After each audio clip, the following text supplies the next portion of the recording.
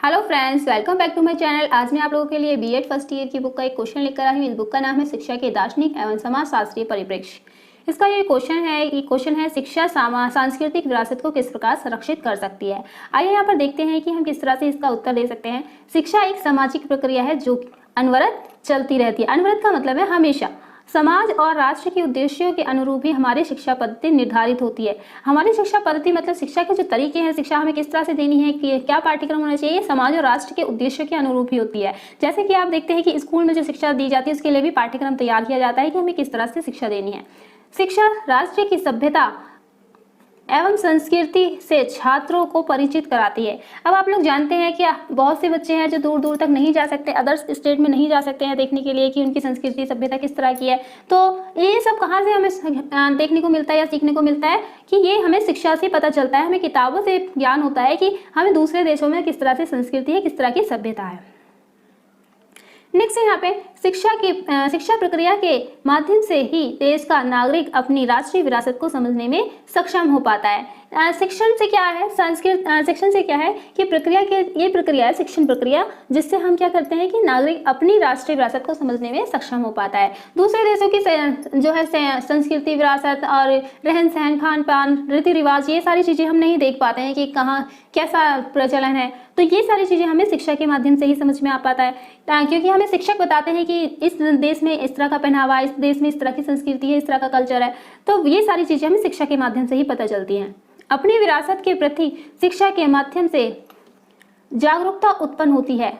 तो अपनी विरासत के प्रति जो है, हम जो अपनी विरासत है, हमारी अपनी विरासत जो कि हमारे पूर्वजों ने हमारे लिए छोड़ी है, जैसे आपको कुतुब मीनार, लाल किला, ये सारी चीज़ें देखती हैं हमारी विरासत में ही हमें मिली हुई है। आज देखते हैं हमारे दादा परदादा हमारे लिए ज़मीन जायदाद छोड़ के गए हुए हैं, या फिर अपना कल्चर छोड़ कर गए हैं कि हम इस तरह से बातें करते हैं, इस तरह से बोलते चालते हैं। आजकल बहुत से घर में होता है कि हमारे घर से दुश्मन भी आ जाए, हम उसको पानी की जरूर पूछते हैं। तो ये सारी जो बातें हमारी संस्कृति से ही हमें मिली है ना, हमें विरासत में मिली हुई है। तो शिक्षा के माध्यम से ही हमें जागरूकता उत्पन्न होती है, उसे जानने की इच्छा होती है और उसके प्रति हम सजग हो पाते हैं। इसी जागरूकता के फलस्वरूप ही वह अपनी राष्ट्रीय विरासत के संरक्षण के प्रति सजग होता है। साथ ही साथ भावी पीढ़ी को हस्तांतरित भी करता है। भावी पीढ़ी को हस्तांतरित मतलब कि एक पीढ़ी के बाद दूसरी पीढ़ी को वो हस्तांतरित मतलब देता है।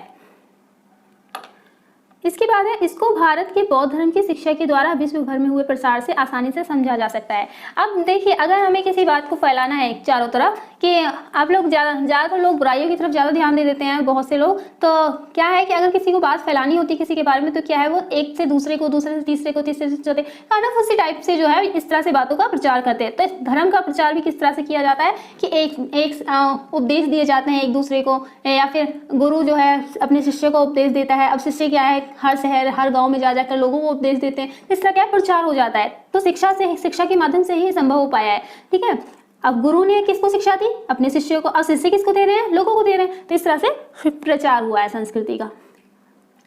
शिक्षा के द्वारा ही इसका प्रसार, संरक्षण और हस्तांतरण संभव हो पाया है। प्राचीन काल में हिंदुओं ने अपने विचार तथा संस्कृति के प्रचार हेतु शिक्षा को उत्तम साधन माना है। तो यहाँ पे जो है प्राचीन काल में बहुत पहले के समय में जो क्या होता था कि हिंदुओं ने जो है संस्कृति का प्रचार किस तरह से किया था, शिक्षा के माध्यम से किया था। तो शिक्षा अगर लोगों को लिख कर किताबें छाप दी, उससे क्या है, लोगों को ज्ञान होने लगा, पढ़ने लगे कि हाँ इसके बारे में ऐसी बातें हैं, बौद्ध धर्म इस तरह से होता था, जैन धर्म इस तरह से होता था, हिंदू प्रथा इस तरह से होती थी। तो ये सारी जानकारी हमें किताबों के माध्यम से मिली। किताबें किसने छापी है, कोई शिक्षित पुरुष होगा, उसी ने छापी होगी। तो शिक्षा ही इसका उत्तम साधन माना गया है।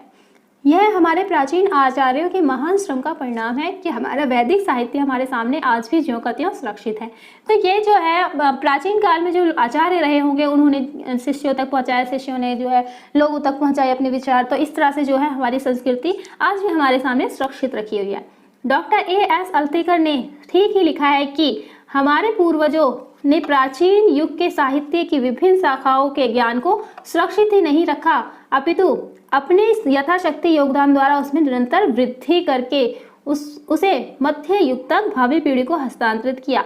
हमारे इसने कहने का मतलब है डॉक्टर A.S. अल्तेकर का कि हमारे पूर्वजों ने, जो हमारे पूर्वज रह चुके हैं हमसे पहले, जैसे दादा परदादा या फिर उनके भी दादा हों, तो वह प्राचीन युग के साहित्य कि जो विभिन्न शाखाओं के ज्ञान को सुरक्षित ही नहीं रखा है उन्होंने, अभी तो उसके यथाशक्ति योगदान द्वारा उसमें निरंतर वृद्धि करके उसे मध्य युग तक भावी पीढ़ी को हस्तांतरित किया।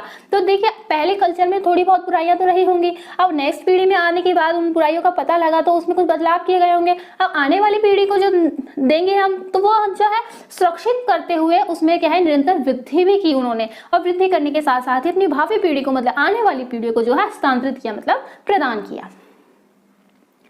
आशा करती हूँ कि आपको मेरा ये वीडियो अच्छा लगा हो। ऐसे ही और भी वीडियो देखने के लिए आप मेरे चैनल को लाइक शेयर सब्सक्राइब जरूर करें।